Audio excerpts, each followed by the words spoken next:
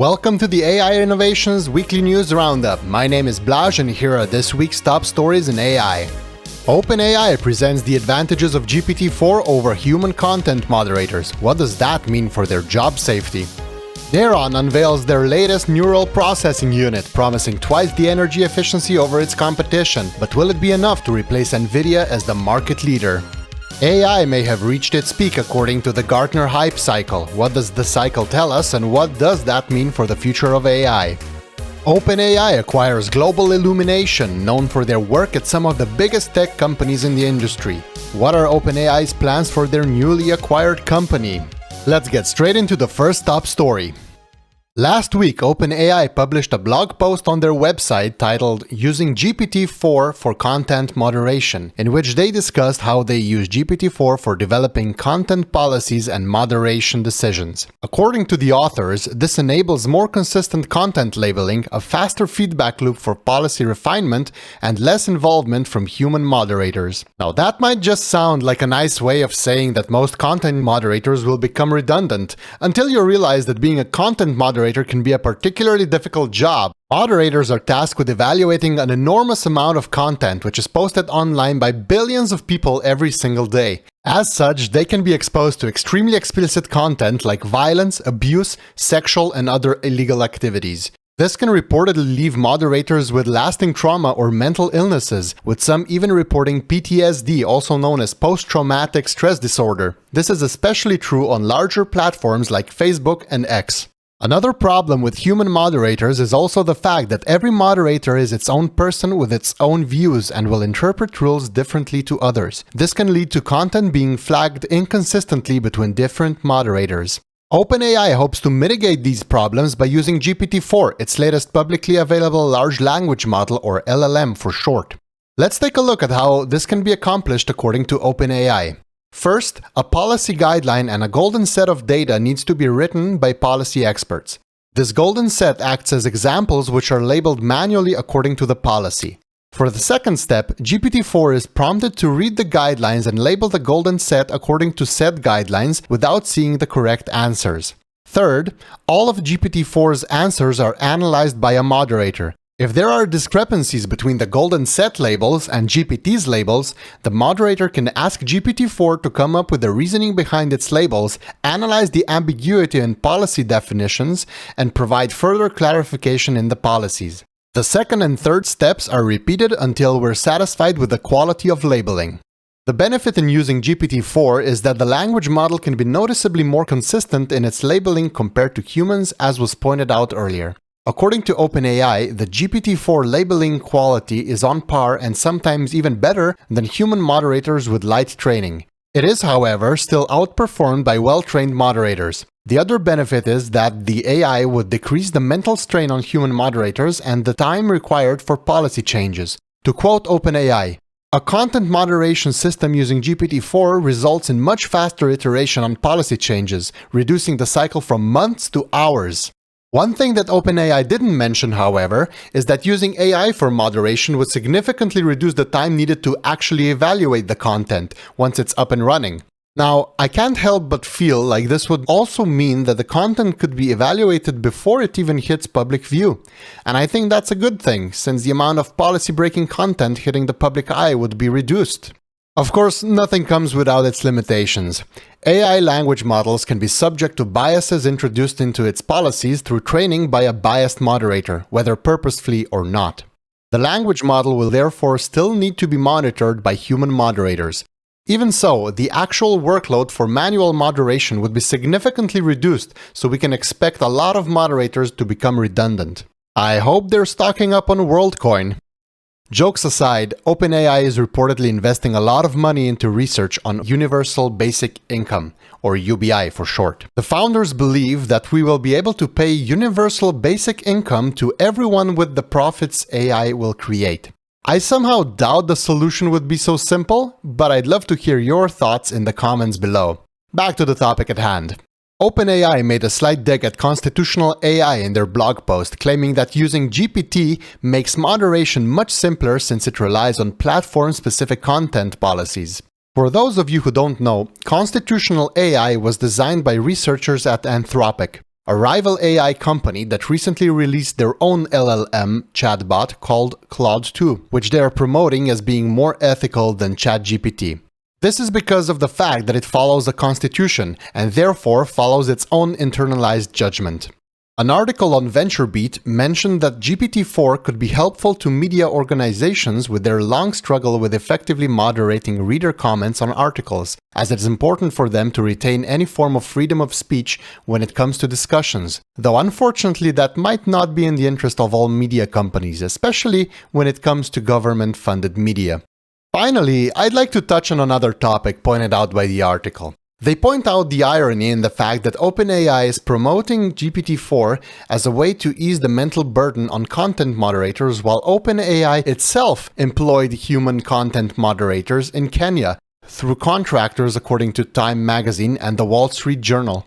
These moderators were allegedly tasked with labeling AI-generated content according to the severity of the harms described. The article points out the fact that these human laborers were paid less than $2 per hour, but don't acknowledge the fact that the minimum hourly wage rate in Kenya is about $0.56 per hour.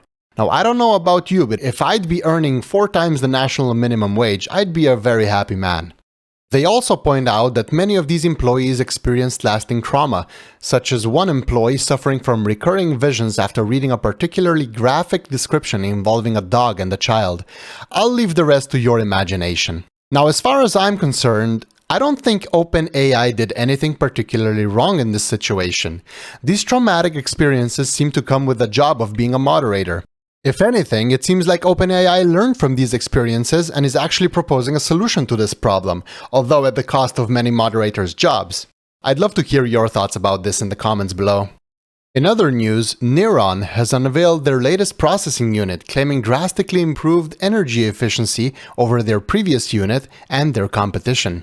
Before we dive deeper into this story, let me explain the current state of the AI processor market.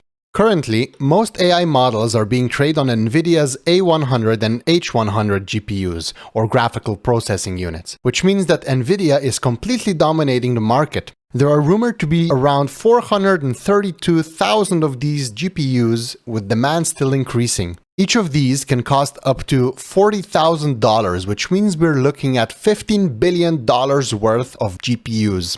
Now you might be thinking, hold on, why are we using graphical processing units in the first place? Why are GPUs the ideal processor for training AI? Well, as a matter of fact, they aren't. GPUs are being used simply due to the fact that when the time came for the AI industry to start training models, GPUs were already being manufactured en masse, and it turned out that their parallel processing capabilities and large number of processing cores made them viable for machine learning. It would have been incredibly costly and time-consuming to try to develop a new type of processor from scratch. Kneron, which was founded in 2015, has now designed a new neural processing unit, or NPU. An NPU is a specialized hardware component designed to effectively handle the computational demands of artificial neural networks used in machine learning and artificial intelligence tasks. Just as GPUs are optimized for graphics and video processing, an NPU is optimized for the matrix and tensor operations and neural network processing. This new KL730 model by Kneron reportedly has 3 to 4 times the energy efficiency of its predecessor, the KL530, and up to twice the energy efficiency of what they call major competitors. This is major news if true, since running AI models can come with a large electricity cost. According to media reports, running ChatGPT costs OpenAI around $700,000 every day, which makes me wonder if OpenAI is even profitable, especially considering the traffic to the ChatGPT website has been on a downtrend. Kneron's chips also use a reconfigurable AI architecture, which means that every chip can be adapted to a specific AI model. For example, the KL730 is specifically optimized for transformer-based AI models, in other words, GPT. In an interview with VentureBeat, the founder and CEO of Kneron, Albert Liu, said, quote, "GPU hardware was specifically designed for gaming, and right now it's just nVidia trying to brainwash all of us trying to say that only a GPU can do AI." A very bold statement against nVidia. Hopefully, Kneron's new NPU will live up to its name, or this statement will age very badly. In our third story of the week, AI has been placed at the peak of inflated expectations on its Gartner Hype Cycle for the first time. For those of you who don't know, the Gartner Hype Cycle is a graphical representation developed by the research firm Gartner to illustrate the maturity and adoption of specific technologies. The cycle works by charting the progression of a technology from its introduction to its widespread adoption and maturity. It's typically represented by 5 key phases. Number 1. The innovation trigger. A new technology is introduced, generating initial interest and significant media buzz. A usable product often doesn't exist at this stage, and commercial viability is unproven.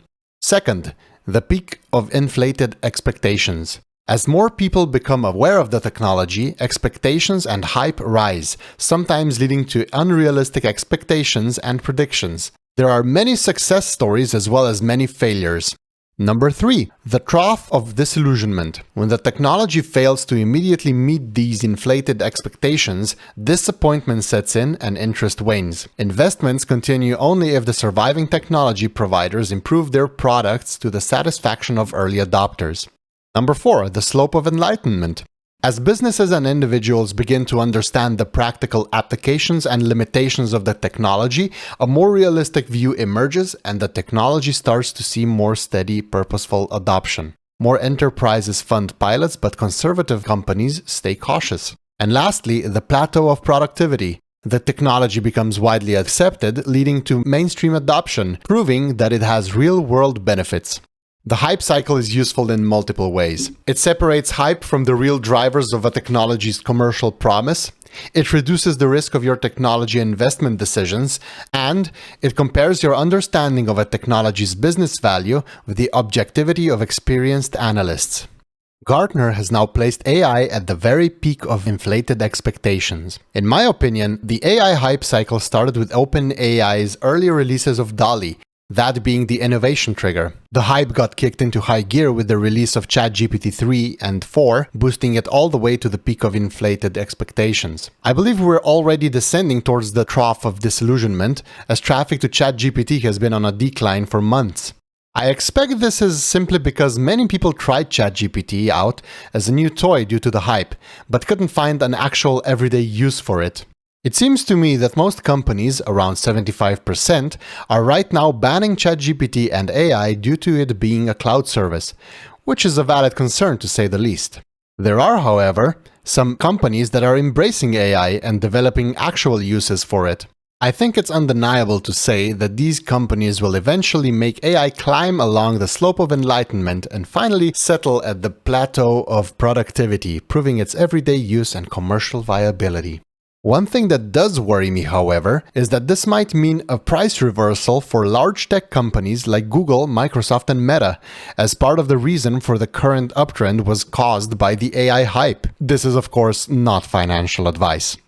And for our last news this week, OpenAI has stated in a blog post that it has acquired Global Illumination, a startup company founded in 2021 by 3 former Facebook and Instagram employees, Thomas Dimson, Taylor Gordon, and Joey Flynn.